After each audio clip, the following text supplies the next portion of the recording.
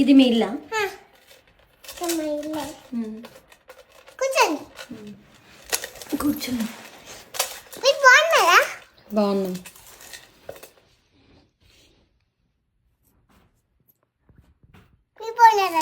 మీరు బాగున్నారా? బాగున్నాం. ఎందుకు పిలిచారు నన్ను ఇంటికి? మీరు ఏం చేస్తారు?